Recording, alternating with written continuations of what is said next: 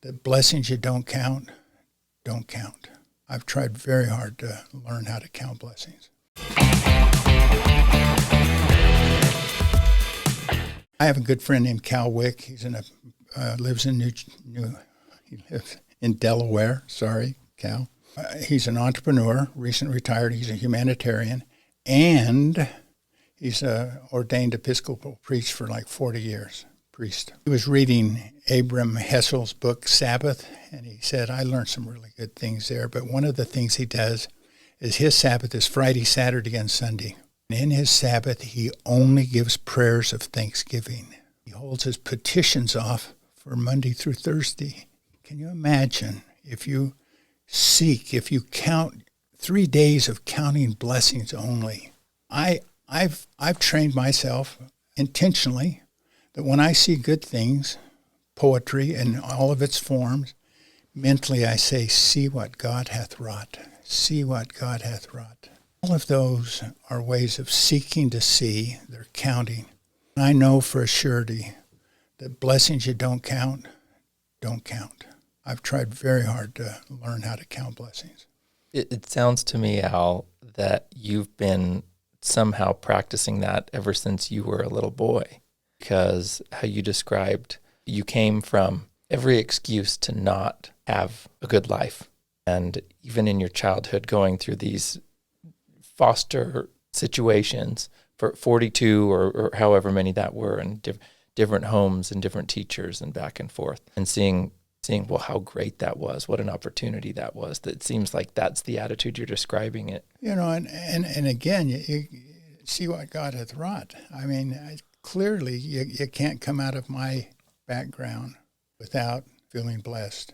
I think Teddy Roosevelt gets credit for it, but it says comparison is the thief of joy. Comparison can be the thief of gratitude. As I thought about that, I said comparison can be part of counting. If you're comparing yourself with envy, you tend to get bitter. If you're not counting, you tend to be blind or numb. If you're comparing what was with where you are, if you're comparing the improvement, if you're comparing the growth, if you're comparing the abundance where there was a lack of it, then I think that's a key to blessing. I have a little story about comparison I'd love to share. Go for it. I want to hear it. Well, I have my thoughts, but for those of you who don't know, Andy and Kathy live on the foothills of Mount Timpanogos. People love Mount Timpanogos. I have a good friend who was the director of the Springfield Art Museum for years, Vern Swanson. And as people would come to the art shows, you could hear him say, I like that and I don't like that. I like that and I like that and I don't like that. And he'd go and say, well, tell me about it. And they'd say, well, I know what I like. I know what I like. Vern said people would have been more accurate if they said, I like what I know. My mom was not a Mount Timpanogos mom. My mom, after Bruce died, I'm sure she got depressed. She was a horrible cook and a horrible house cleaner. She was a hoarder. She was angry. She smoked, and because she was LDS, she felt bad about it all the time and berated herself. My friends had Mount Timpanogos mothers. They were well-dressed. They cleaned house. They were great cooks. And my mom was an Ochre Mountain mom. I mean, as I've thought about that, the Ochre Mountains are 15 or 20 miles that way. I thought as this point about Vern saying, I like what I know. It'd be better if I know I like what I know. I said, I should know something about the Ochre Mountains. And, this Timpanogos, it's got a ski resort, it's famous, camp, hike, ski, 11,763 feet. Nobody knows anything about the Ochres. So I said, I want to find something about the Ochres. No, they have 10 peaks over 10,000 feet. If they were in any other state, there would be 37 states.